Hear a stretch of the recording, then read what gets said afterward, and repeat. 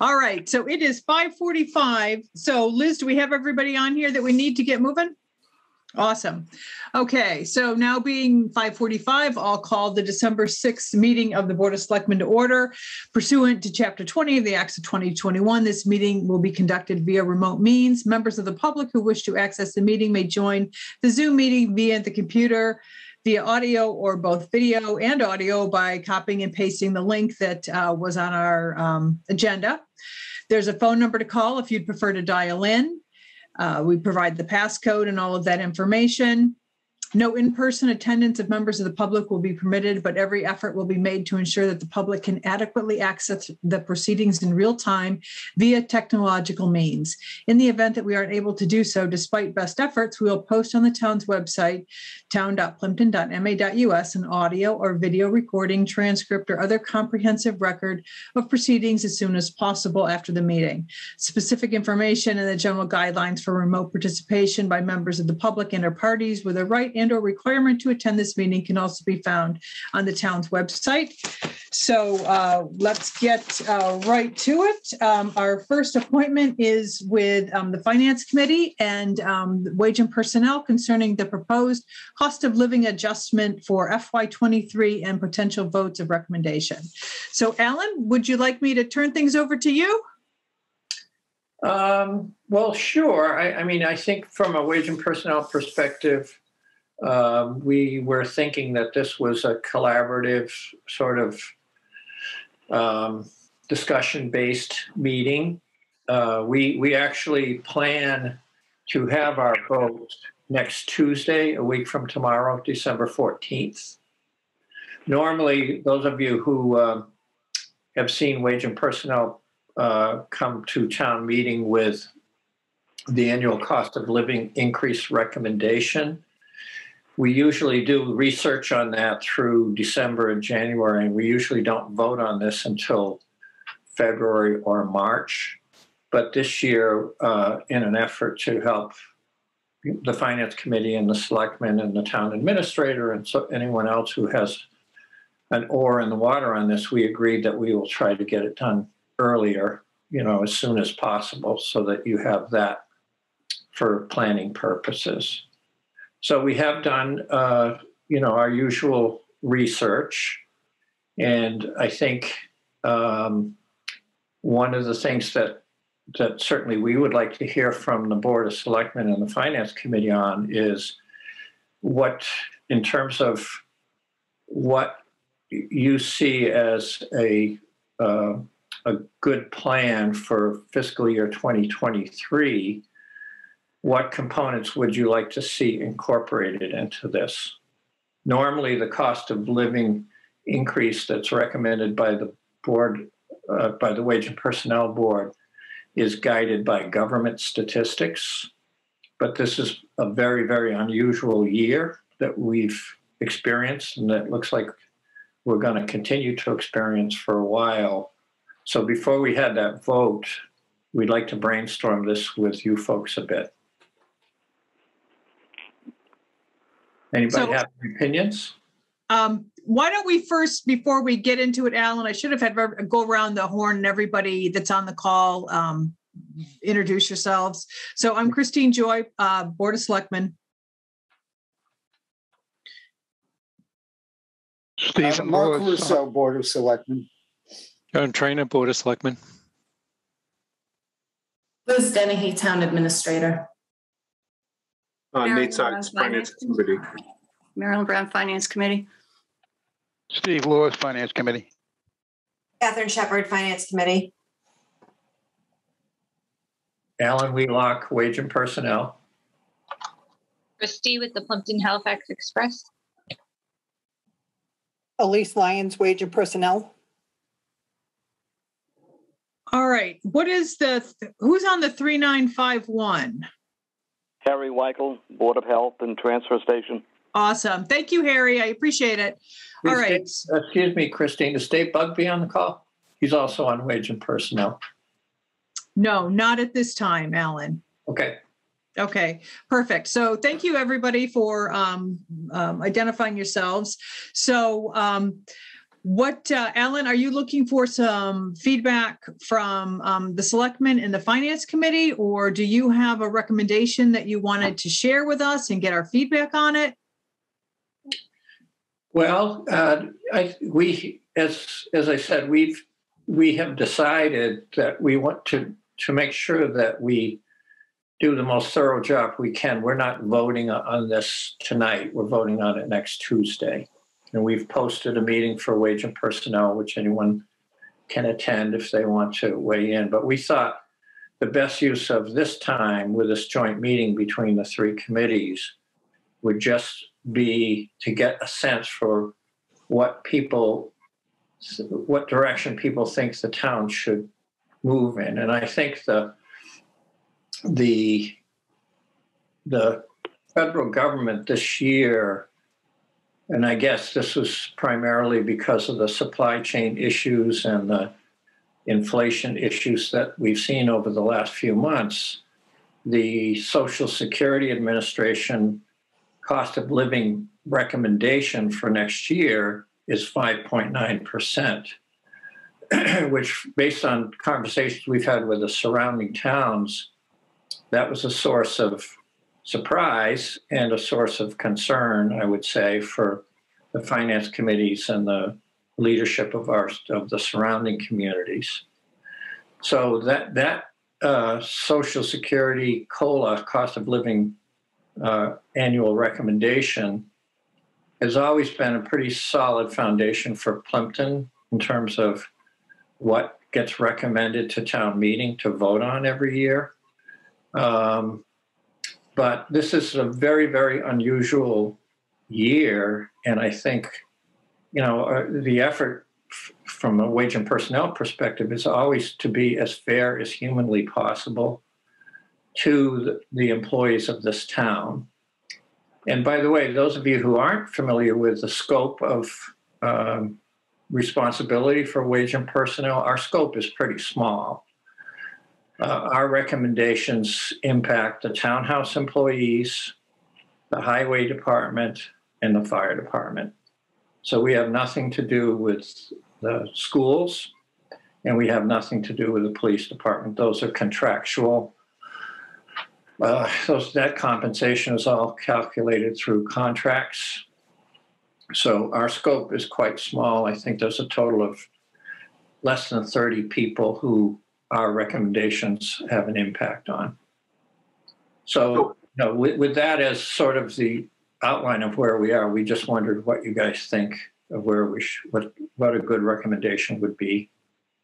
So, Alan, if I understand you correctly, are you suggesting that normally your committee would be recommending 5.9% for this current year because that's what the cost of living has been established by Social Security? Not quite that cut and dry, Nate. We always thought that, having the government calculation for what's going on with inflationary pressures in the overall economy was a pretty good guide, but as we know, it's a big country and cost of living varies greatly from place to place, blah, blah, blah. So we always took it as a guideline and a place to start, and then we would take into consideration everything else that you would naturally take into consideration, like what's the town's budget for the coming year? What's affordable for the town? What's affordable for the taxpayers? What's fair to the employees who are affected by the recommendation? And usually we would come in close to the federal government COLA, but many times we would come in a little below, and sometimes we'd come in a little above, depending on what we felt was the right recommendation for that given year. So that's what we've done I've been on wage and personnel, I think, like 14 years or something like that. We pretty much have always done it that way. Well, that's good to hear. Thank you. I can only speak to the last 6 years that I've been doing it.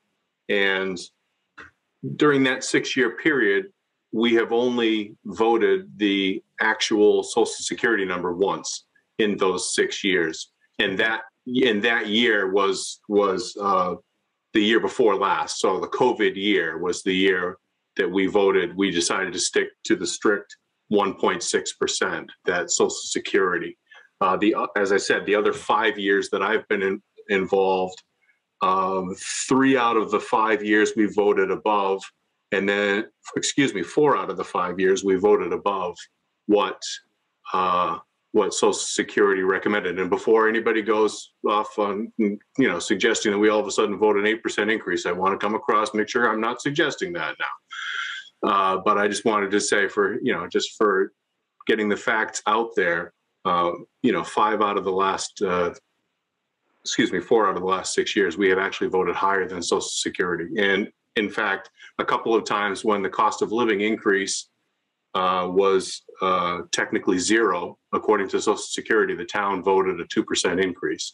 So it always seems as though the town, to your point, Alan, I think when you do all of your research and your discussions on what the town feels it can afford and what is appropriate and fair, we always seem to wind up somewhere around a 2 or 2.5% number, at least in my experience. So I think I would throw that out there as perhaps a starting point for the discussion.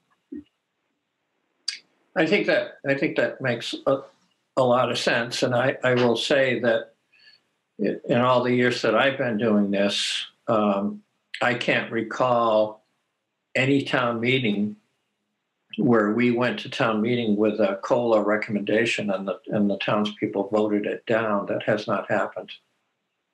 So, generally, I think people, the taxpayers and the voters who come to town meeting, they look at the facts, they look at what we present, and we always present a table of positions that are under the purview of the Wage and Personnel Board. And that table of positions and the ranges of pay for those positions are presented in a warrant article for town meeting voters to read, before they go to town meeting and prepare themselves for.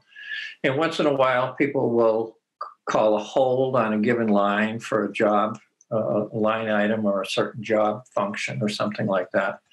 And people will ask questions about, where did that pay rate come for that job? And typically the department head responsible for that position that gets questioned in a line item will stand up and explain to town meeting how that number was arrived at. Other than that, an occasional hold, they generally have been voted through without any issues.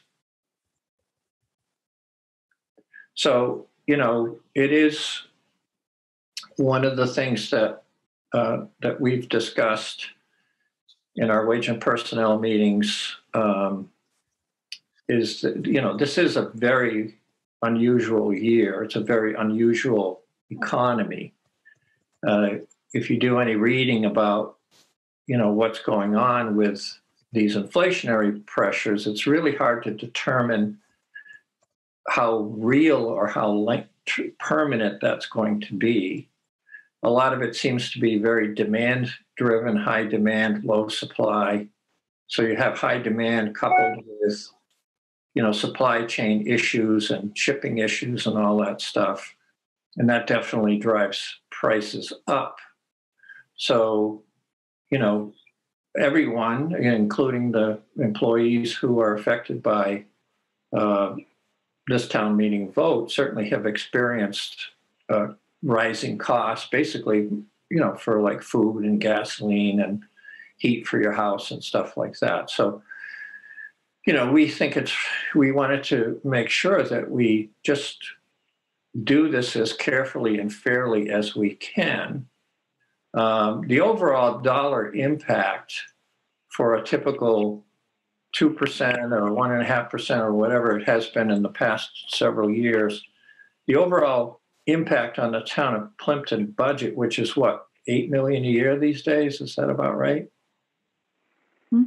Yeah, it's closer to 11 actually now. Oh, is it? Wow, we're getting big. Big time. We're big time. That's big money. Okay, so it's an $11 million budget, but typically the cost of living increase and I've pointed this out on the floor of town meeting, for this small group of employees, when you calculate it all out, if you give 25 or 28 people a 2% cost of living increase, in the past, that penciled out to $25,000 or $30,000 per year, full impact on a $11 million budget. It's small. And at town meeting, I would say, well, there's 1,000 households in town plus some businesses. The actual impact to people on a personal level for that small cost of living increase is almost non-existent. It's very, very small. So, but, suddenly going from where we have been over the last 5 or 10 years to, 5.9% seems like a pretty dramatic jump.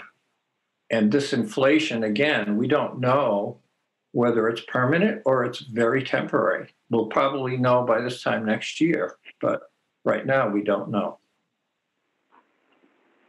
So in our discussions, we, and I give great credit to Elise and Dave Bugby, they're both good, solid, experienced business people.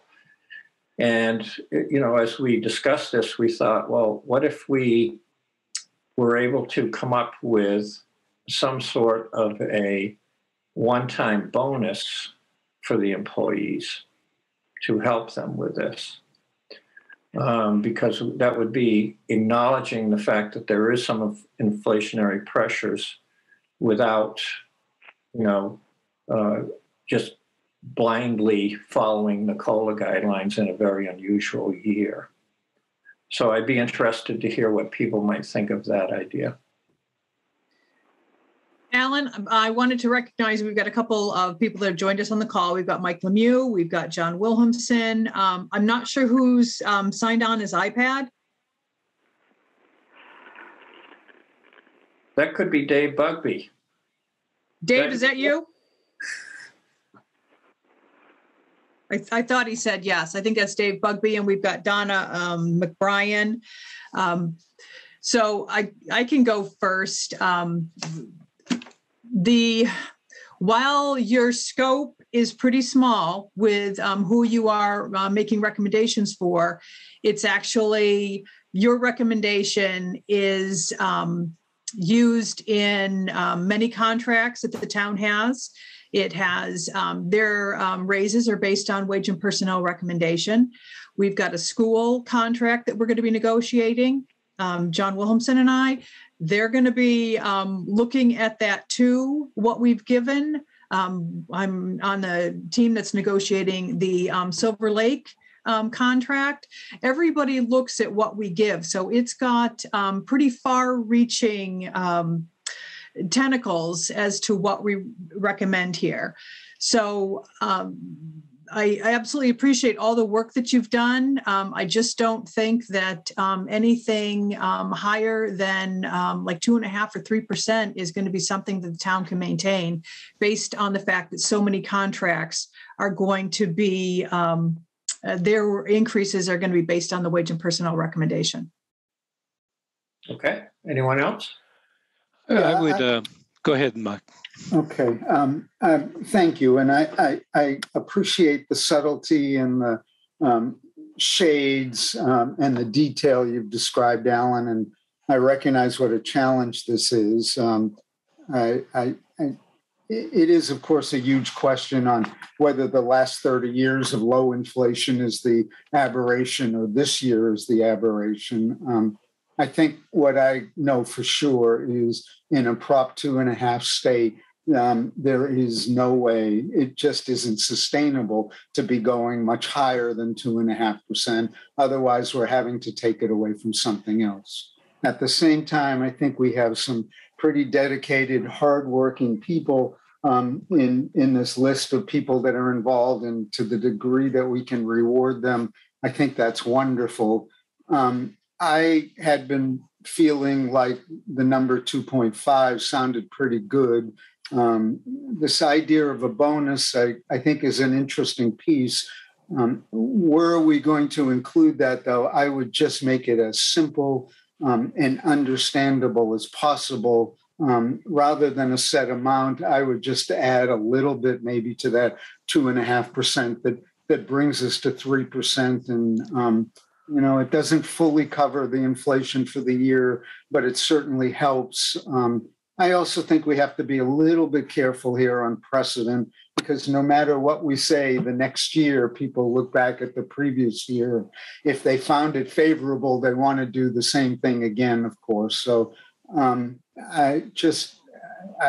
we face the challenge for all the thought that goes into this and all the parameters we look at. Obviously, we have to come up with a number and to drive this process and stay on the timeline that FinCom and Town Admin has worked on. I think we need this number as soon as possible. So from my perspective, I think the 2.5 or 3% would be a really rational and humane place to be. And that's what I have to say. Okay, thank you, Mark. I think from my perspective, this is a transitory year. I think certainly a year from now, we'll know whether this was just an aberration or whether, in fact, it's indicative of an inflation rate that's going to force us into higher rates. I think we also live in a labor pool within the surrounding towns. And from what I'm hearing, it sounds like it's in the 2 to 2.5%. And I think that feels right to me for this year, recognizing that a year from now, we may be sitting in hopefully in the same range or maybe somewhat higher. I'm not sure about the bonus, quite frankly, because if we do it for our town employees, even though it's a small pool, then you have to address how do we do it for fire, police, even though they're under contract. It's like Christine says, the wage and personnel numbers become sort of the setting stone of how everybody starts to judge where they're going to be. And I think we have been fair to our employees in the past. So I'm sort of, let's continue with the 2.5, and see where we end up a year from now, and then make the judgment. I think you're right, John, in that the surrounding towns are pretty much coming in that range, because Dave and Elise and I called around to all the surrounding towns just to see what they were doing. They were very helpful, and no one was outside of that range that we spoke to. They were all pretty much in the range, and they were fully aware of the inflationary pressures, and they were fully aware of the federal government recommendations.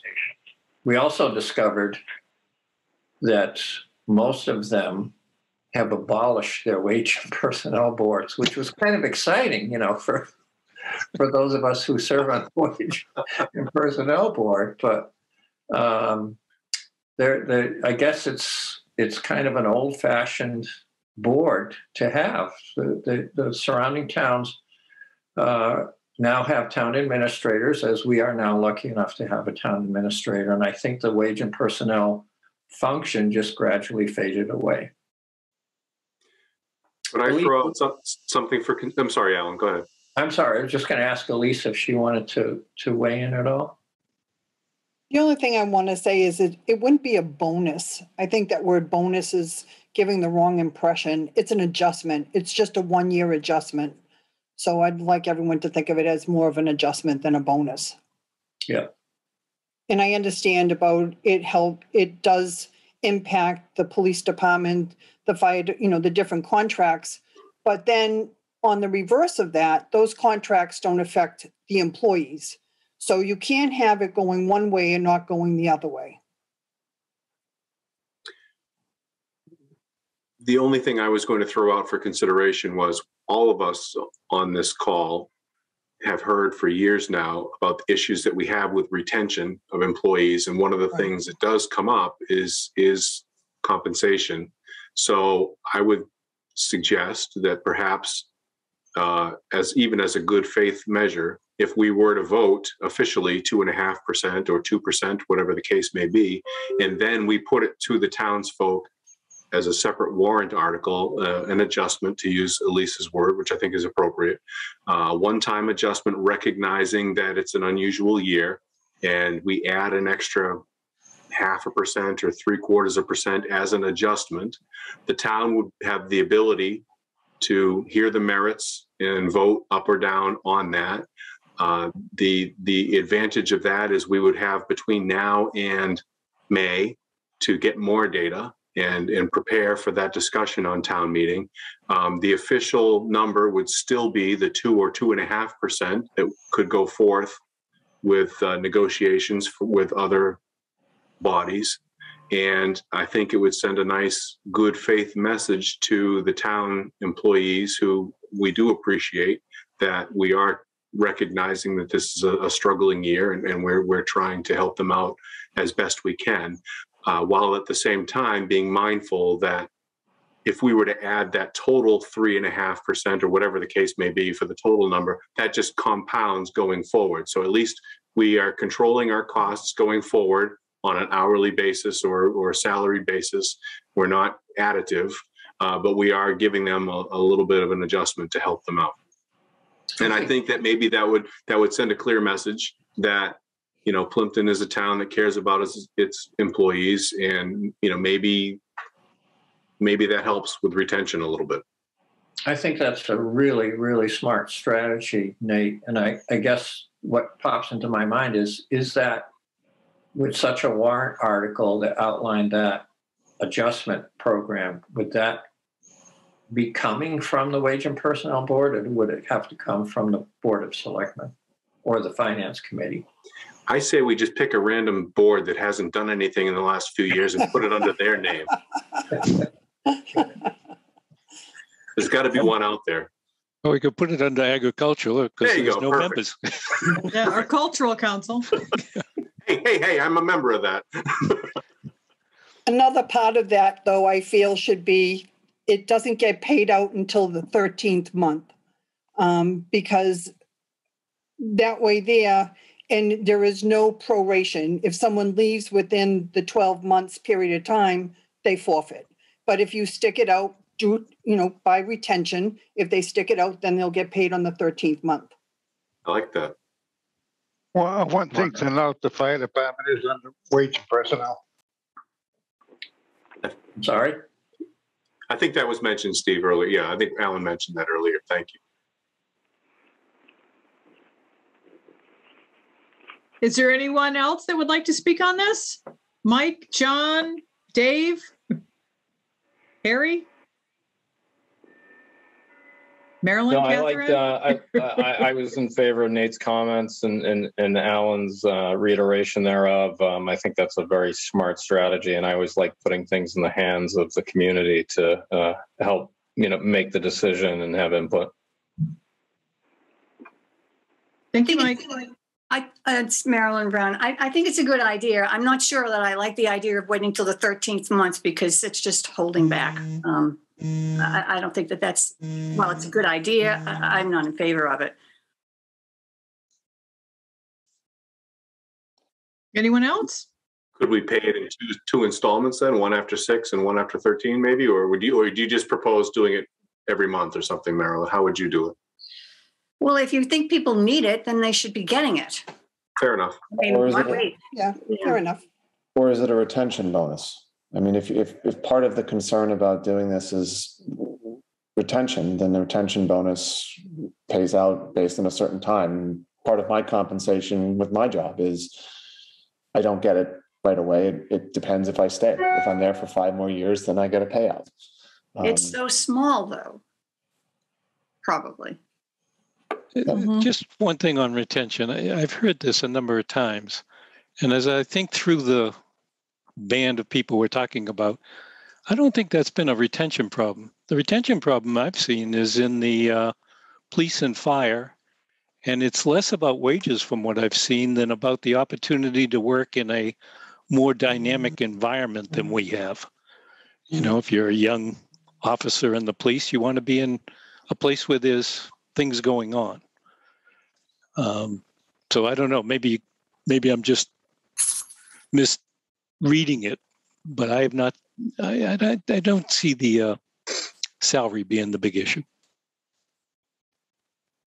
And I think it's two separate ideas though that are getting kind of mixed here. One is just a question of how do we address inflation, and then layered alongside that, just the idea of, well, retention's been something in the past that got brought up. So if we're trying to support our town employees, it's nice to show that. It's really two separate issues. So to Marilyn's point, if we think inflation's a problem, then the people should get the money.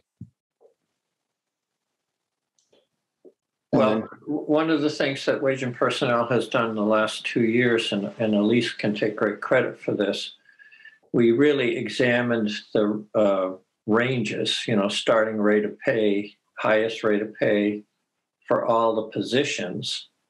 And they had been changed on sort of a spot basis or a item by item basis for many years.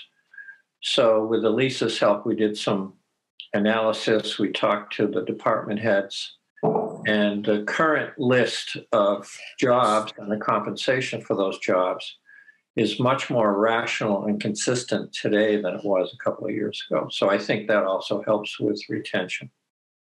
And Christine, I would just echo your point that you made at the beginning of this, is that this will obviously be part of the discussion that we have in negotiating the teachers' contracts, both with cost of living as well as any potential additional payments that we may consider. And that has a little bit bigger of a financial impact, as we all know. All right. So would you like us to go around and say where we feel comfortable, Alan? Or do you have a sense of where the Board of Selectmen and Finance are comfortable with a percentage? I recorded what people said, so I think I have a good sense for where the majority are. So unless Elise has further questions, or Dave, I don't know if Dave can hear us or speak to us, but you out there, Dave? I know one of Dave's issues, or one of his thoughts, not an issue, but one of his thoughts were, if we did go with the adjustment, how would that affect, or would it affect at all, retirement? Does anyone know the answer to that question? It would be factored in. It would come like as a regular paycheck, and we would have to determine if it was an additional payroll check being cut or just added to people's payroll. But all the standard retirement deductions and everything would come out of that. And it would, at the end of the year, it would go towards what the person's salary was. Okay. I just didn't know if it was going to be an issue at all. And then in speaking with the other towns, surrounding towns, and Alan mentioning that the wage and personnel boards seem to be diminishing, it also seems like so isn't a cost of living raise being diminished, or it's being incorporated in with the performance raise. It's not two separate figures anymore. It's now being all entered into one. So that might be something that Plympton might want to consider going forward also. Thank you, Elise. All right, Nate, John, Mark, do you have anything else you wanted to add? All right, I don't hear anyone. Oh, good. Okay. All right. So you will be making a decision, Alan, Elise, and Dave, at your next meeting, which is on the 14th? Yep, and we'll let Liz know as soon as we've completed that vote. We'll inform Liz, and she can inform everybody else. Okay. Thank you. All right. Very good. All right. Well, thank you so much for meeting with us and discussing this this very important matter. And we'll look forward to hearing what you guys come up with after your meeting on the 14th. Great. Thank you. All right. Thank you. Yep. Good night. Good night. Thanks, everyone. Thank you. All right. So the next item we have is discussion and vote the 2022 transfer sticker fees. So we've got Harry with us. Harry, I think someone from Highway was going to join too, but they might not join until 6:30. Okay, what time is it? 6:20? It's like 20 past. Okay, well, can we move on and do some other business since it's posted for 6:30? Sure. Okay, all right. So Liz, it looks like you need us to vote to adopt the Plympton Hazard Mitigation Plan? Yes, so this is the plan that we've been working on for pretty much all year now. We had our public input sessions. The plan has been approved by NEMA and FEMA, but they can't issue the final approval, and we can't close out the grant until you take the vote to formally adopt it. So the vote would be to adopt the Plympton Hazard Mitigation Plan dated 2021. All right. Mark or John, any questions? No, I was part of the committee that looked at it. I think it's a well documented report. The only thing I would say is we need to get the final copy up on the web so that residents have the opportunity, if they want, to look at it. But I'm in favor of this. Okay, I'll make a motion that the town of Plympton vote to adopt the Plympton Hazard Mitigation Plan of 2021. Do we have a second? Second. Second, roll call vote. Mrs. Joy, yes. Mr. Russo? Yes. Mr. Trainer? Yes. All right. All right, next, appraisal of town-owned land located at Old Brook Street. John, you want to take the lead on this? Yes, I think at the last meeting we talked about how I would contact Mr. Norrie, the owner of Pilgrim Sand and Gravel. All the lot we're talking about abuts all his land. So I did go out and I talked to him and his son, Ian, who handles real estate. Just a little background, they had a lawyer come forward and say that they were very much against this at a prior meeting. They also joined the town properties committee at one point, the lawyer did. And we were struggling a little bit with what's the right thing. We had two lots that we felt were viable for Habitat for Humanity. And we wanted to do an affordable housing plan. Habitat looked at the two lots and preferred the one of Mr. Norrie's, where it abutted Mr. Norrie. But as we talked through, because of things that he was doing, already had planned prior to this, he's going to put a battery warehouse up against this land. And I know this happened before we ever talked to Habitat. So, because I had been out there talking about with him about what he wanted to do with his industrial land. So we think that probably the fair issue is to get an appraisal of what this lot is worth. His lawyer had said that this was not a viable street because the old Brook Street was readjusted to Brook Street. But we had Alan Beautreneau from the Assessors Department look into this, and he came back and showed that the deed, in fact, says that the land is, in fact, on a viable street. So that makes the lot worth much more. So we thought before taking a further step, the proper course would be to have an appraisal done so that we know exactly what this land is worth and then go from there as far as discussions with Mr. Norrie and Habitat. Did I miss anything, Liz?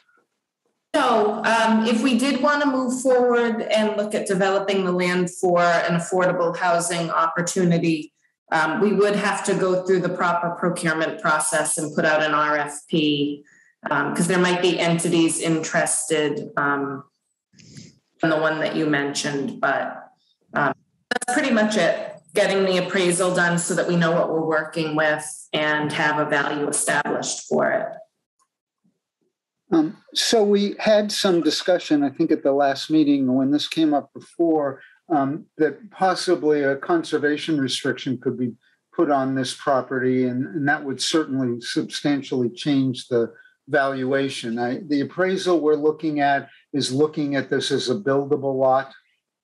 Yes, and in fact, that came up during the discussion with Mr. Norrie, the two Norries. And, you know, obviously it's not written down, but they said they would have no interest in having a building on that lot if they were to acquire it.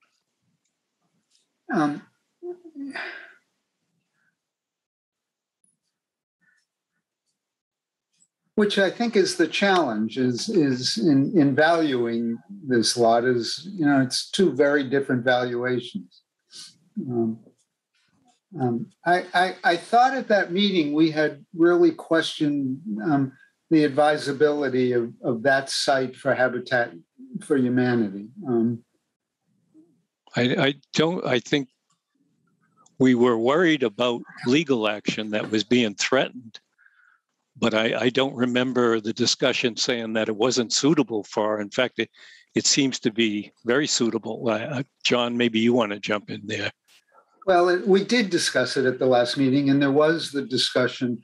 There were comments that this might not be the ideal site right next to Mr. Norrie's industrial stuff and the trucks going by, and just sort of a general question of the desirability of that site.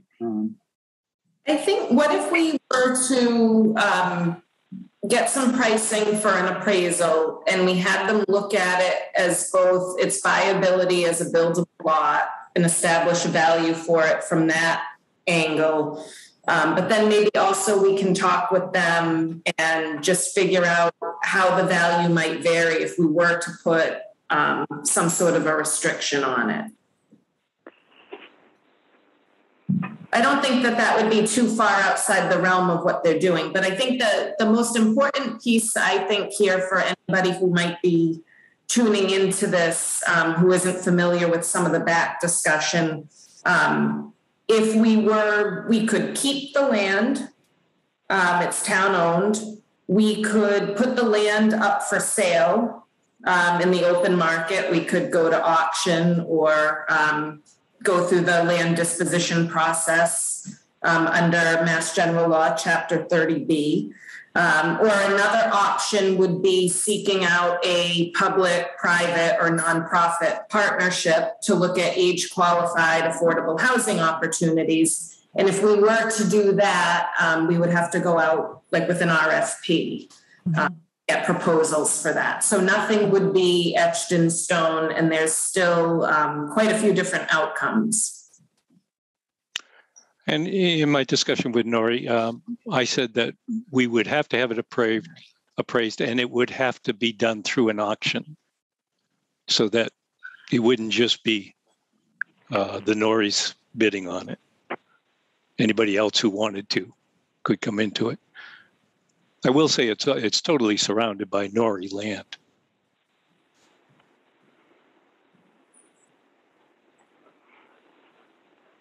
So, Mark, you look like you want to say something still.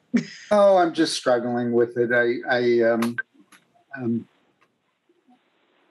I think it's not hard to sort of guess at what the appraisal would come in at, if not the exact number. And I'm just not quite sure what we're then going to do with that information. I mean, I'm not totally against it and doing the appraisal, and I guess the more information we have, the better. But, you know, we have a rough idea of what that number is going to be.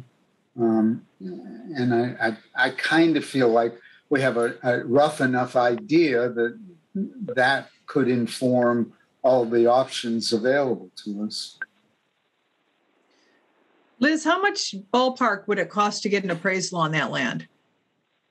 $1,000 probably, depending on how robust we wanted it to be. If we want them to start looking at different options with different restrictions, or another thing would be if we just, you know, put our heads together like Mark is suggesting and kind of figure out what we think it would be, and maybe go from there.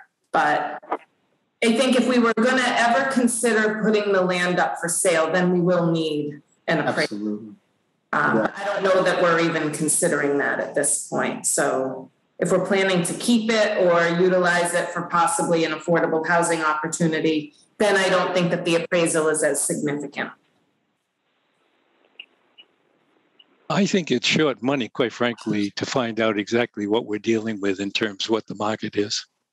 And I think it would help us rather than us trying to figure out, you know, is it worth this or is it not worth this? I think we need a professional in. And it was my understanding that this wasn't really where we were going to put or entertain Habitat for Humanity because of the location, but the possibility of using the funds from the sale of the land to, you know, maybe get them somewhere else, or even come up with some type of different plan. But yeah, I mean, we could probably recover the money from the appraisal in the sale of the land if we were to do that, couldn't we? Oh, Liz? for sure. Yes. I think it makes it. I think it makes it more. It certainly helps to the extent that we go down this process if we decide to put it up for auction, knowing where we can put a. You know, I assume we can put a floor in and say we're not going to take anything, you know, less, and that gives you some support for that. And I mean, yes, the piece of land is on that offshoot road, but it's also one of the few pieces of land in Plympton that's dry. I mean, there's no wetlands on that piece of property. No. And it looks to be actually a very nice piece of property, maybe until you get to the very back and you're overlooking the solar field. But I think there are complications that we certainly recognized with respect to using it for habitat.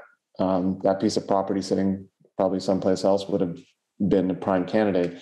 And I really do like the idea, if we're going to do this, that we, however we need to do that, earmark that money to be used for other purposes to help support what we've been trying to do here. Because if it's going to be difficult to utilize it for a public-private partnership, then it's better to figure out ways that we can sort that out. And I think to the point, this is surrounded by the property owner's land anyways, and they have a desire for that as long as as the town gets the appropriate price for it. All right. So John, do you want to make a motion? I'll make a motion that we go out and get appraisal of the lot. Do you have the lot number, Liz, or I don't have it with me?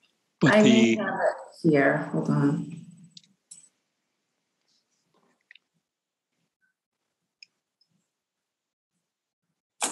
Let me see.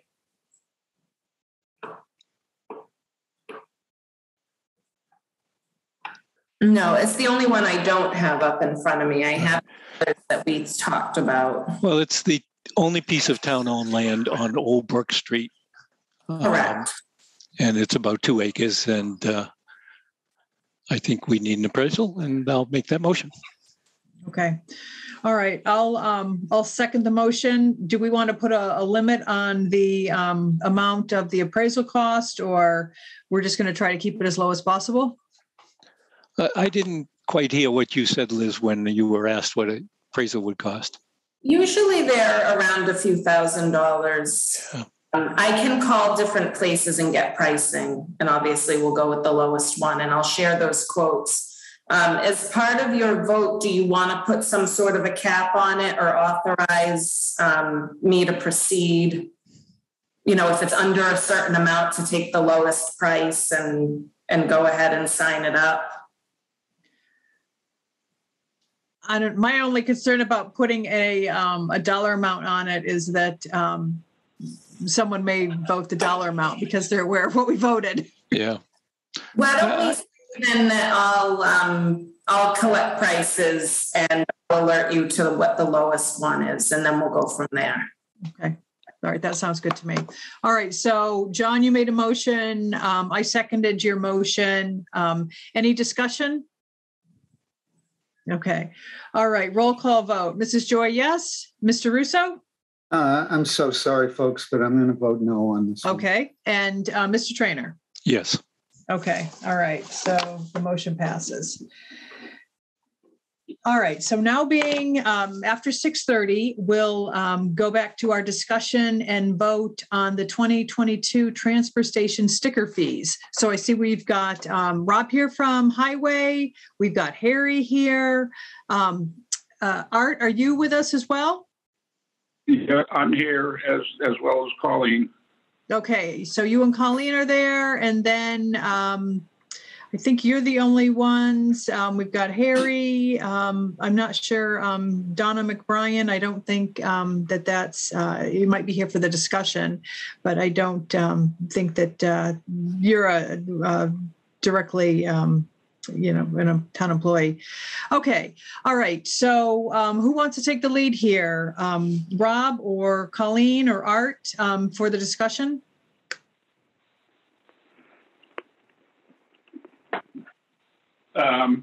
Well, I'll start it off with it.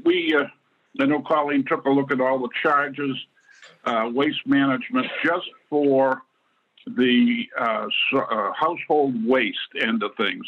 The numbers do not include any charges for recycling, mattresses, bulk dumpsters. It's just for the 2 household waste compactors.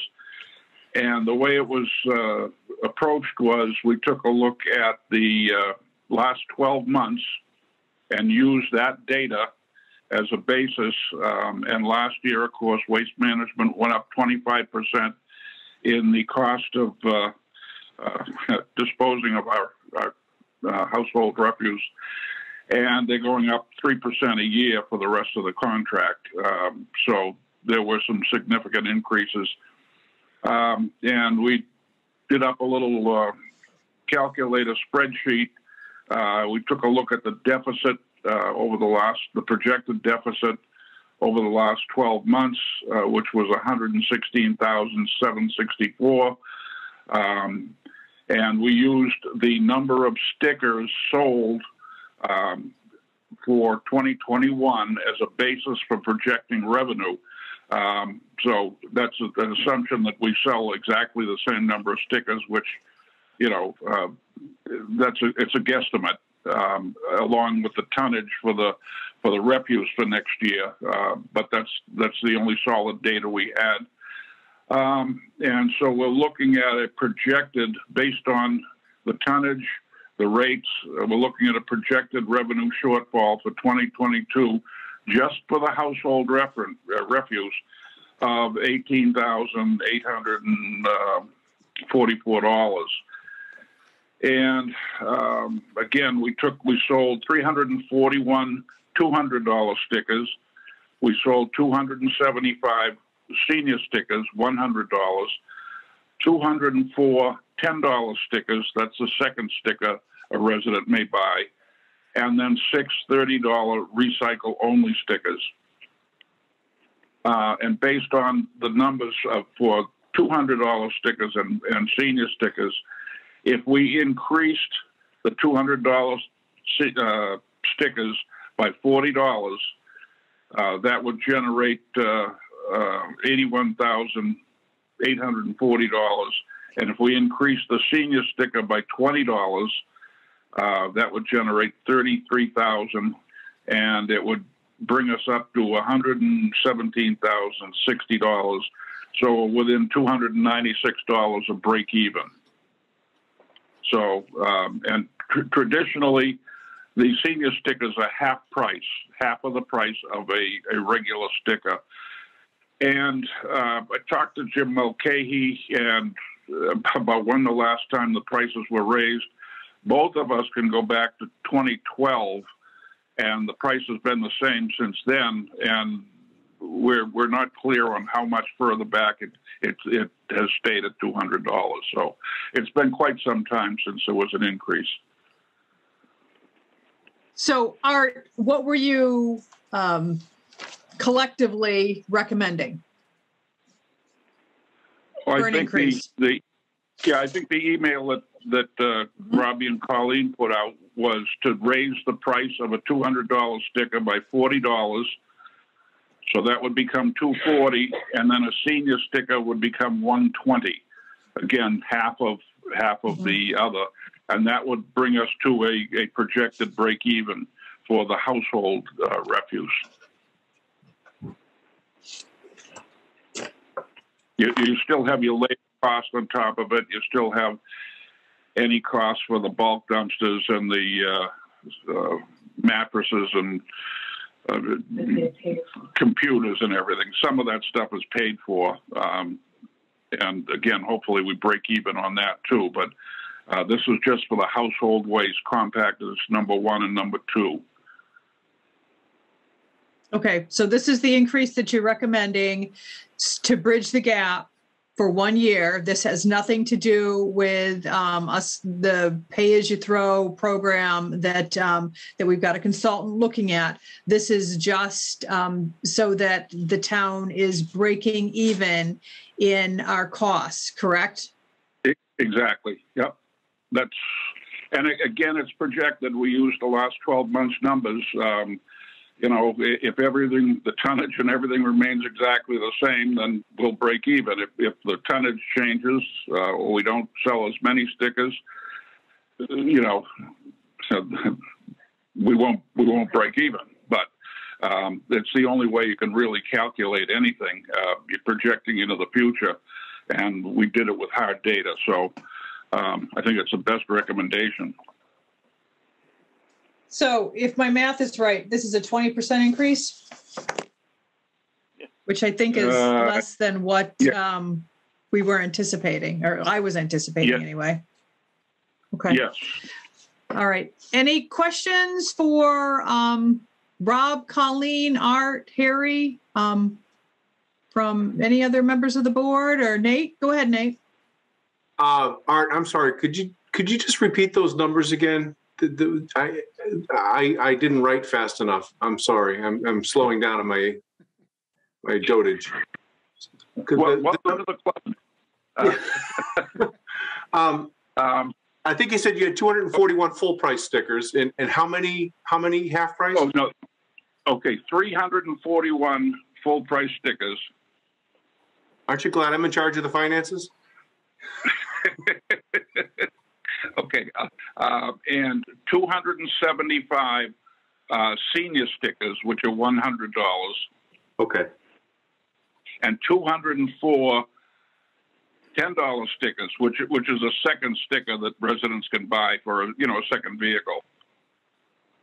Sure. So I think you said the senior stickers were going to bring in 33,000 anticipated. That's correct. And the $200 stickers, again, were projected with the $40 increase, would project out to $81,840. And the senior stickers with a $20 increase project out to $33,000. And then the $10 stickers would remain the same, $10, and that's $2,040. And the recycled stickers would be $30. So that would total $117,000.60. Okay, thank you. They weren't working for me somehow, and that's why, because I wrote them down wrong. Appreciate it. Thank you. Okay. I have a question on who uses these recycle stickers. I wasn't aware we had those. Most of those come from the condos over on Lake Street, Julie. I'm sorry, couldn't hear that well. Most of them come from Cranberry Knoll. They have their own trash pickup there, but I guess they don't do recycling, and so some folks are really into recycling, so they'll buy a recycling sticker. I see. Okay, that makes sense. And all they can use is basically the recycling and things that are free, scrap metal, things like that. I guess the question I had, I don't have a issue with this. I mean, it's either going to come this way or it's going to show up in the tax rate. So one way or the other, the residents are going to pay. My question was kind of around how do we know for a fact that does recycling actually break even? No. No. But I'll qualify that, no. It keeps, right now we're paying $97.52 a ton to get rid of the household refuse. So Right. every pound or every ton we take out of that and put into recycling, which is much less expensive, saves us money. So Right. by putting it into, paper and cardboard, the prices fluctuate just like the scrap metal prices can fluctuate from month to month and, certainly season to season. So you never know we won't know what we're going to get for paper and cardboard next April. It's impossible to say, and we're same with scrap metal even. We ship it and, we take what they give us. Yeah. Okay, I'm fine. So, but it does save the town a lot of money because the tonnage is not going into the household refuse.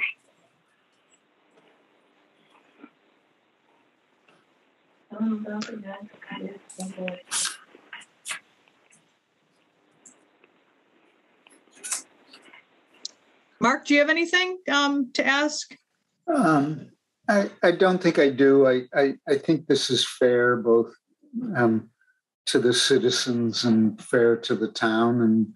And it's regrettable that things are going up this much, but they are. And I think this is a trend that's just going to get worse with time.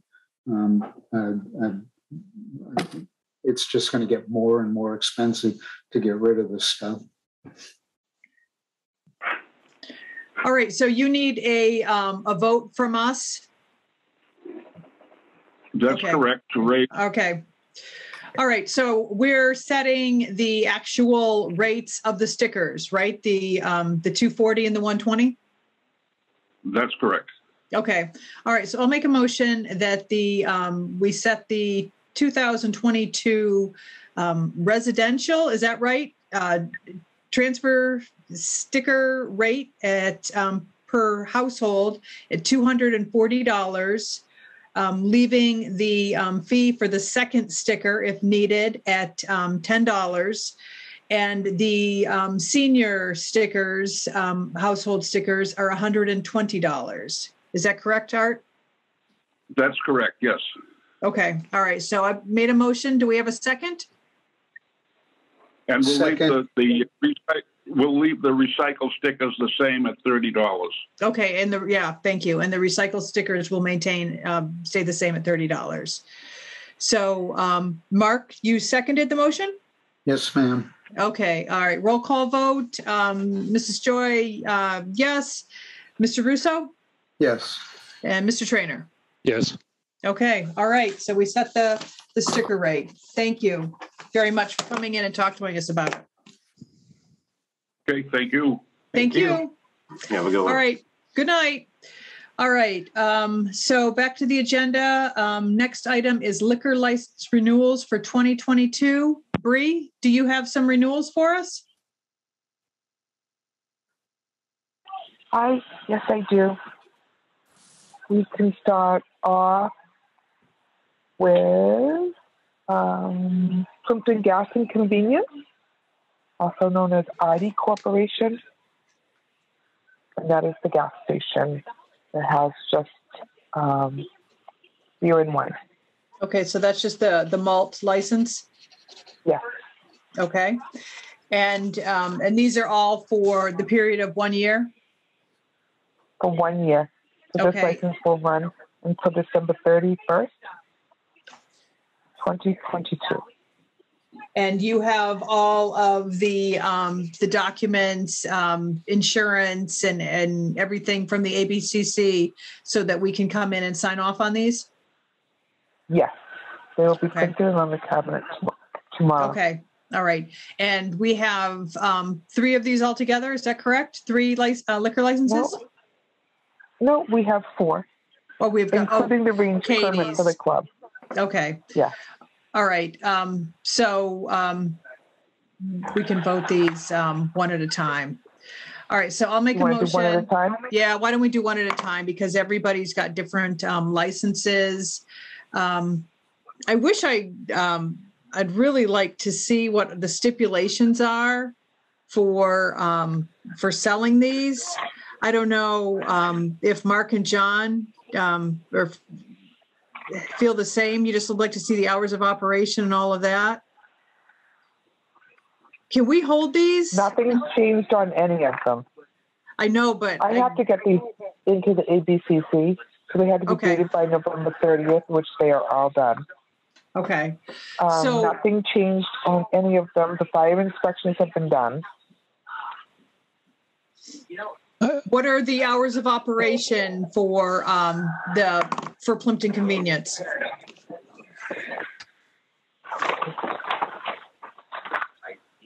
I did not pull that one with me.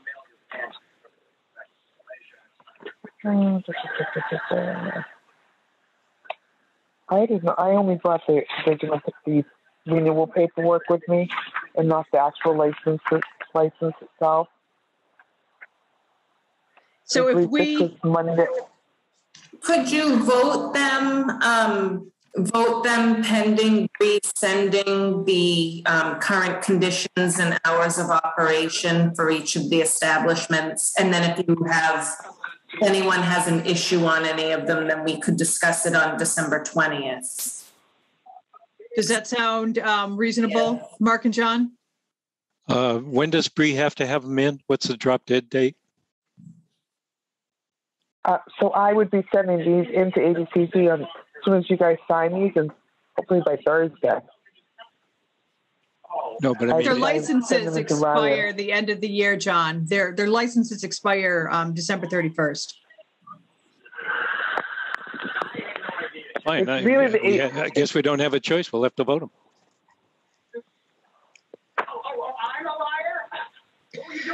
We have a meeting on December 20th as well. And that doesn't give you enough time, Bree, to get these into the ABCC if we hold them until the 20th? I'm going to cut it really close. I'd rather have all of the paperwork in front of us where we can see the hours of operation and all of that, the conditions before we sign off on these. Okay. So let's hold these until the 20th. So we'll vote on these 12/20. So let's move on to the common vittler's license renewals for 2022. They're all going to be the same. I was doing common vics and common vic and class 2 and class 3 and the one scrap we have at the 12/20 meeting. Oh, we're not doing those until 12/20? I was doing all liquor. Right, and I was doing just liquor tonight. Gotcha. Okay. Well, which is the club. Something so what's on our something convenient? I'm sorry? Okay. No. So what's on our 12/20 agenda? Is that a pretty full agenda? No, there's not a ton on there. We have the tax classification hearing with the Board of Assessors at 5:45, and then a couple small items, but nothing major. Well, then let's just do all of these on 12/20. So we'll do the license renewals, we'll do the common vic, we'll do the class 2 and 3 and the scrap metal renewals. And if you could just scan everything in to us, Bree, or leave it out on the file cabinet where we can see everybody's hours of operations and any of the conditions that we have for their licenses, that would be really helpful. Okay. And then we should be ready on 12/20 to take action on these. Okay. Okay. All right. So we'll hold those. All right. So all of these applications will be out at Bree's office for us to take a peek at. Is bottom line. That would probably be the easiest. I'm going to scan them to you, and I'm going to scan them to you as a group. I'm going to scan you all the liquor and all the scrap and metal, class 2 and class 3, and the 2 common vics we have. It's easier that way. I got to print everything out for them. It's just as easy and then you can scan through them and see their hours of operation. Beautiful. All right. That sounds perfect. So she'll email everything to us and we'll have it for the meeting on the 20th. Okay. Next item on the agenda is to vote the employment agreement with Matthew All. Did Mark or John, did you have any questions on the agreement? No questions. I'm fine. Okay. Okay. I'll make a motion that we sign the employment agreement with Matthew All to serve as a sergeant in the Plympton Police Department. And that is, Liz, for the period of 1 year? The 3-year agreement, November 15th, 2021 through November 15th, 2024. And that's already appointed him for that term. This is just signing the agreement. Okay. All right. For the period of November 15th, 2021 through November 15th, 2024. So do we have a second? Second. All right. Roll call vote. Mrs. Joy, yes. Mr. Russo? Yes. And Mr. Trainer? Yes. Okay. All right. Liz, how about warrants paid? Bree has the total and all the info. Okay. I have to duck out 1 minute. Hi, total warrants paid is $35,382.20.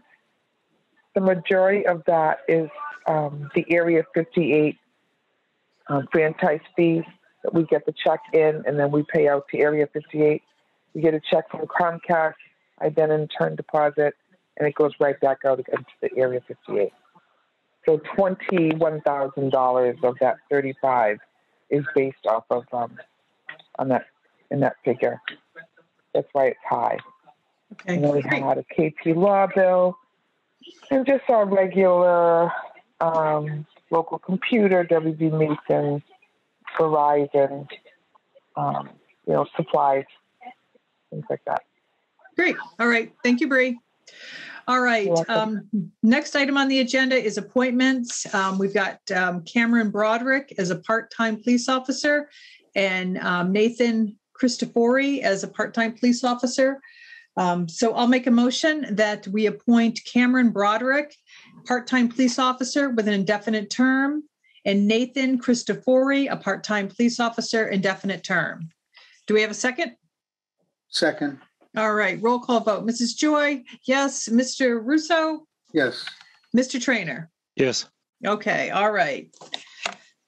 Liz, do you have an update for us? Yes. So our Green Communities annual report was completed with the help of Old Colony Planning Council, and that has been filed. So we are fully in compliance with the Green Communities Grant Program. We're also in the process of closing out our hazard mitigation planning grant, and you completed a necessary step for us for that process earlier in the meeting when you adopted the plan. Unfortunately, I found out that we were not awarded the IT Community Compact Grant. But I think that may actually be to our benefit, because now that we have Howard Wright's firm conducting that full assessment of our technology needs, I think we'd be much better positioned to put together a more coherent application for the next funding cycle that more adequately reflects what specific needs we have. This one was kind of pieced together, based with different input from our IT professional and everything, but it was a bit more scattered. I think having that assessment and also showing that the town put down actual money for this process to kind of get us a roadmap and where we need to be will go a long way with an application for next year. And we also would have been kind of boxed in with what we could use those funds for. And after this assessment, they may suggest something different that we did not request in the grant application. So that's fine.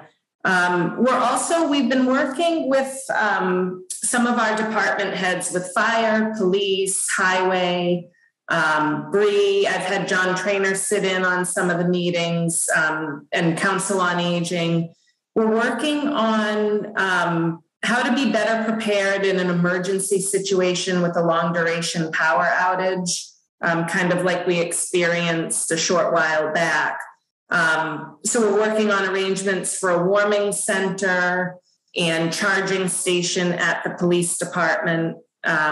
We used to do those kinds of things at the townhouse, but until our generator situation is figured out, it seems like it makes more sense to just have it at the police station where we know everything will be up and running.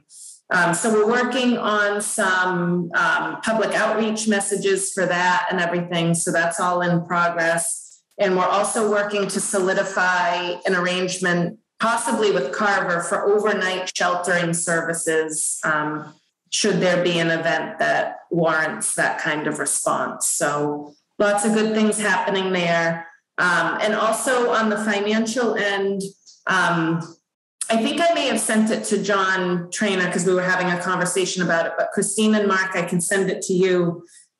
Lisa Hart has done a fantastic job working with our budget software company, and they were able to figure out how to generate monthly reports that have information on them for each department that we want.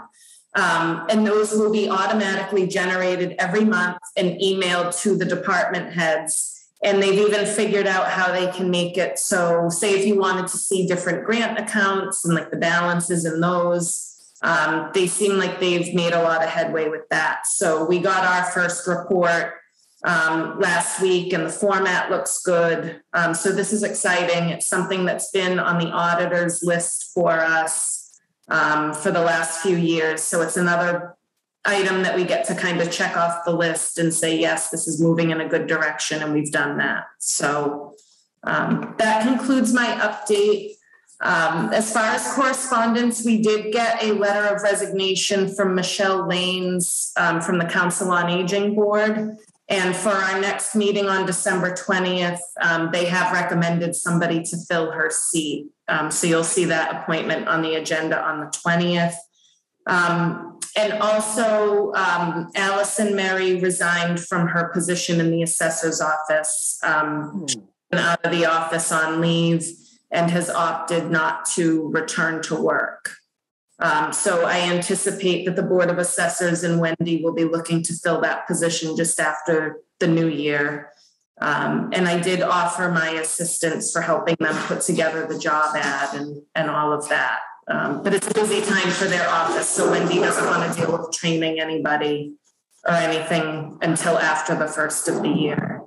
But Allison was an asset to the townhouse, and absolutely, she will be missed. No, I'm sorry to hear that.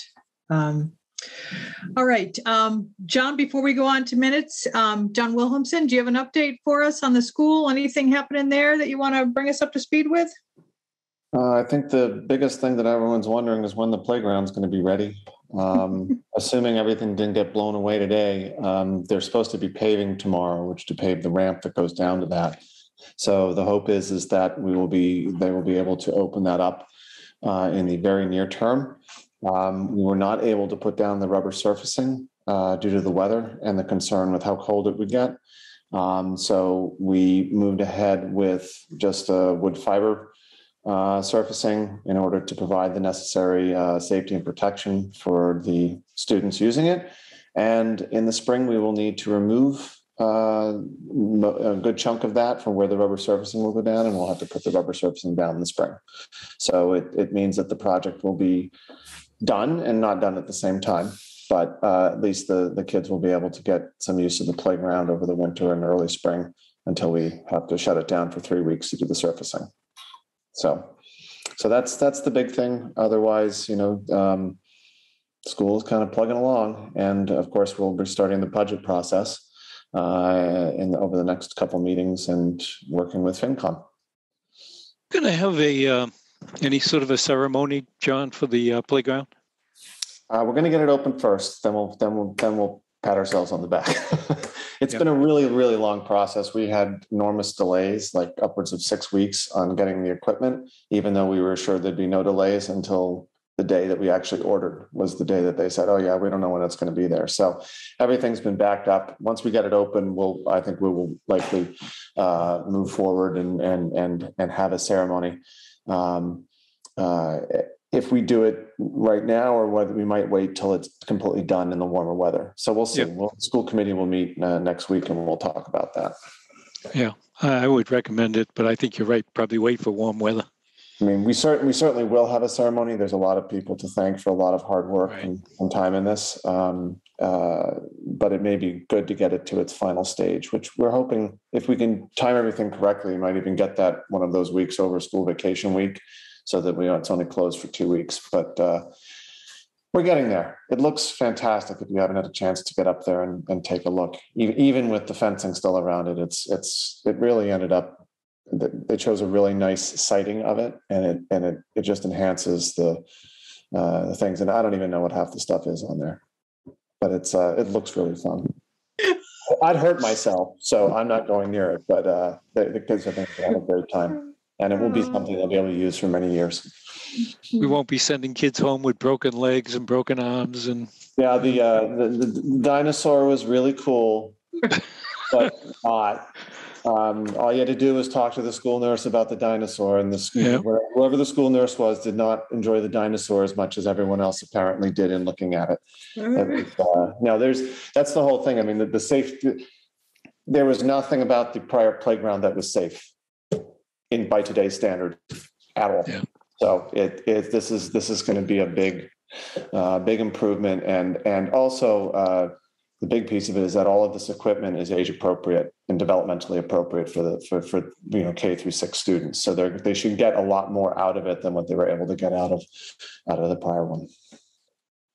So can I just inject or remind that significant funding for this came with CPA funds, and I think the CPC is thrilled with this project, and it's one more project that we can drive around town and see the fruit of the efforts and the money that goes to CPA.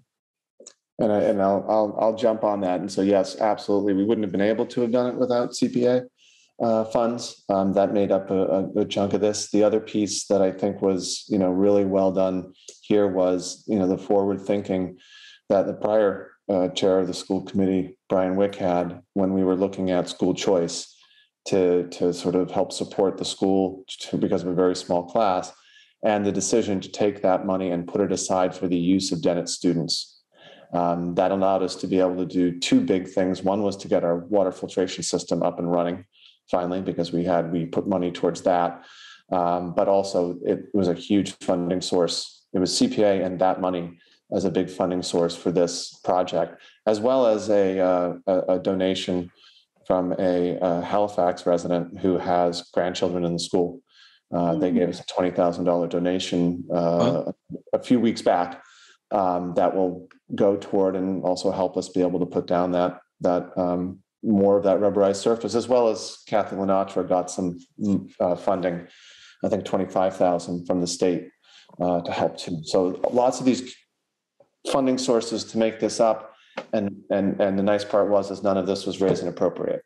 So and you're going to end up with a pretty impressive playground. So this is a lot of long-term thinking and planning, and it takes time, but it puts some pretty neat results. So it's a good story. Needs to be broadcast out.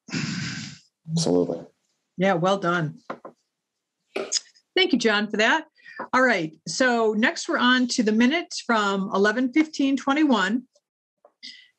Bree, they looked really good to me. I just had a question about Matt All's term. I thought we appointed him to an indefinite term. He's a 3-year contract. Okay, so his term was a 3-year term. Yes. Okay. All right. So I believe that's what it said in the minutes was 3 years. I was fine with him. I had just one thing. I think the minutes are great. The very last item about the proposal and the letter agreement with Bristol Engineering, I'd like to add a sentence that kind of clarifies the scope of that project. And the sentence would read, services will include a record search of Mass DEP pertaining to Harvest Farms water bottling project, and preparation of a letter summarizing the findings and meeting with the Board of Selectmen. That just clarifies a little bit more. And I'll get that language if it's okay with my colleagues. I'll get that language to Bree tomorrow. Sounds good to me. All right, Okay. so I'll make a motion to accept the minutes from 11:15 as amended with Mark's amendment. Do we have a second? I'll second that. All right, roll call vote. Mrs. Joy, yes. Mr. Russo? Yes. Mr. Trainer? Yes. All right, on to lastly, Selectmen's raves. Who would like to go first? Madam Chair, Yes, I'm sorry. Could I bring an issue before the board? absolutely, Nate. What do you got? Thank you. You mentioned the cultural council earlier in the meeting, and it reminded me that I had something I had been meaning to bring before the board. So I will apologize in advance. This is totally unscripted, but it was fresh in my mind once you reminded me. So I'd like to bring it before the board. I did run into Mr. Russo at the townhouse a couple of weeks ago, and I did run it by him briefly. I am, as I mentioned, representing the Plympton Cultural Council, not as a member of the Finance Committee at the moment. So we had been discussing, and it had come up in discussion with other residents of the town and other members of various boards and committees about the town seal or lack thereof that we have for the town. We just felt that the current seal that is displayed when we post a legal notice in the paper or whatever just kind of seems sort of rinky-dink for an up-and-coming town that we are all working very hard to promote and to well, whatever, you know what I'm trying to say. So some of us among the town had been discussing, wouldn't it be nice if we could somehow address that issue? And so those of us on the Cultural Council hit upon the idea of perhaps taking some council funds and sponsoring a design contest open to residents and non-residents for the purpose of creating proposed town seal. I'm sorry, I'm usually not this, illiterate. Just town seal proposals to present to the town, obviously with Board of Selectmen approval, and the specifics of the contest are still to be fleshed out. But our one possibility we were considering would be, again, to sponsor a contest where we would offer prizes for first, second, and third place submissions as voted on by the townspeople. We thought perhaps we could have some mock-ups prepared and displayed at town meeting, or they could be displayed on the Plympton Helping Plympton website or Facebook page for folks to vote on.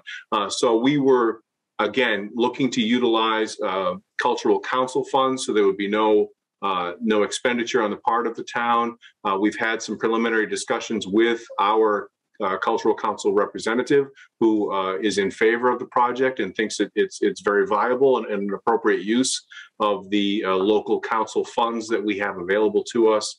And so I'm just asking for your permission to pursue the idea, and obviously we will come back to you before we have any sort of official announcement on the contest. But I just wanted to at least bring it to your attention and hopefully get a thumbs up from you.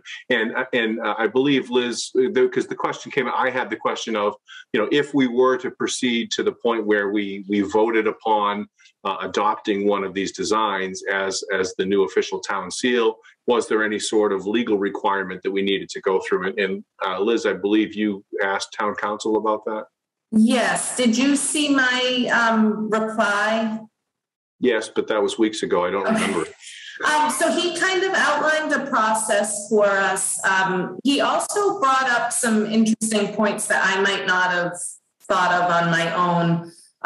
just making it clear, almost like a little disclaimer on it, and also having people, when they submit, that they're acknowledging that they're like basically giving up the rights to their design. It was a very, legal view of it, but I think, I don't know, in today's times, I don't see anything wrong with that, making sure that we do it right. So he had some helpful suggestions, and I can forward those to you again. So you have it. I'm sure I have them. Thank you. So again, we were looking at, maybe outlining some brief guidelines, but otherwise making it pretty much a artist's choice as for how they would like to represent the town. But perhaps we, if the board would like to, create some sort of guideposts to make sure that we include those or not. That's up to you folks. Go ahead, Mark. Two comments, if I might. Number one, I love the idea and I love the thought of looking kind of deep at what our core values are and how we can represent them and kind of perpetuate and remind people of those. So I'm excited about the project. I think we might have to think through a couple items, and not to turn this into too big a deal, but I wonder if it shouldn't be on the agenda of next meeting just to get a little more input, or at least allow people the opportunity to see there'll be discussion and get their input. I have the I just pulled up our attorney's email. Let's see. So he did make note that participants sign a waiver with respect to any rights in their work. He also suggested that we establish some basic ground rules, such as nothing religious, offensive, or political, and that we note that the town reserves the right to reject submissions for any or no reasons at all. He did offer to help us put together a brief application that could be submitted with it if we were interested in that. So what's left if we do nothing religious, offensive, or political? We get what we get. We get what we have. I about 20, maybe 30 years ago, I was chairman of the finance committee, and we had done what we thought was a really great finance report. And there was a contest at the state level. And we sent it in. We were in the, under 10,000 population. And it came back to us that we would have won, except nobody liked our seal. And they actually said this. So I became counter-contrarian that I love the seal now, just because. But I won't stand in the way. Well, it's interesting you mentioned that, John, because one of the folks that I had the conversation with went out and did some research on her own and prepared a humorous email with various examples from around the state, and she critiqued them, and it was pretty humorous. And some of them were very similar to ours. It just said seal, and there were other ones that you'd be scratching your head trying to figure out what they were trying to say in them. So Nate, will you be around on the 20th where we can talk about this again? I'm sure I can be. Yes. Yeah. Okay. Thank you for entertaining it this evening. Full disclosure, we have a cultural council meeting next week, and I think I had promised them that I would bring it to the Board of Selectmen before the meeting. So I appreciate the few minutes you've given me. Right. We didn't make you a liar. Okay, perfect. So we'll put this on the next agenda so that, we may have other people joining in to discuss. I believe our seal is one of the oldest seals. So that might be a concern for some people. I'm sure it would be. Yes. But we'll put it on the 20th. And thank you for bringing it up. It sounds like it's going to be a fun project. Thanks for the time. Thank you. Okay. All right. So on to raves. John or Mark, do you want to go first? I've got a whole bunch. Yeah, go ahead, Mark, because I've got a bunch of things. Okay. So I really didn't follow the Boston mayoral election, but since then have heard new mayor, Michelle Wu, several times and heard her last week say, we can do big things if we get small things right, which I think is unbelievably wise. But my rave is kind of for her 30-something energy and not being burnt out and moving forward by doing small things right that become big things. So I appreciate that. And sometimes we need that kind of inspiration as we go through these challenges along the way. All right, John, why don't I go next? Because sure. I've got kind of a crappy one too, or not that Mark's was crappy, but I've got a bad thing. But so let's end with a high note on yours. Tonight was a great example of town government and how it works. What an awesome team we have, working through some pretty important issues and, great participation. And just once again, how happy I am to be a small part of it and what a great team we have. So, thank you for everyone who comes and participates. And it's just, we're very lucky. I just feel fortunate to be part of this team all the time. My sad thing is what happened in Michigan, the shooting in Michigan, and how upset. I'm just so angry and frustrated and upset and incredible stupidity. But I just would, I need to get more information, but it's just really upsetting. And when this happens, I just don't understand it. And I think the bottom line is there's always good and evil. And it's just, we need to surround ourselves with good people and do good things. So that's all I've got. John? Well, I'm going to stay close to home here. First of all, the Lisa Hart report, it's really impressive that she was able to work with Danny and pull this together. And I think one of the things we as the Selectmen board with the town administrator need to figure out is how to incorporate it into our ongoing meetings at a high level. Sort of like we look at the warrants paid, well, we should look at where the different departments are. But that's for another discussion. I had two people come forward with raves. One was Steve Cody, actually came to the house. His granddaughter was in an accident. And he wanted to make sure that that there was praise for Sergeant Dan Hoffman, Officer John Simon, and Fire Chief Steve Silva, because he said they were tremendous, they were compassionate, and it was great. And the other one came, we had a first Saturday meeting, first Saturday at the library every month. Shannon Maxwell was there, and her husband had passed away week before last. And she stood up and said how compassionate the fire and police were. So we've got some great people, and it's paying off with the population, I think. There was also a gathering to celebrate a young hero at the Dennett School. I went to that, and that was interesting. There was every TV station there jockeying for how to get the latest pictures. It was kind of an interesting phenomenon, but really well done. And I would say kudos to John Schuster, for the fire captain, for getting it set up. So great things going on around town, and nice to be able to participate. Very nice. All right. So our next meeting will be on 12/20, which will talk about the licenses. We'll do those annual licenses. We'll talk about the seal with Nate, and then I think we had a couple other items to discuss as well. So we'll see everyone on the 20th, and have a great evening. Thank you. A motion to adjourn. Do we have a second? Second. All right. All in favor? Yes, yes, Aye. yes. Good night.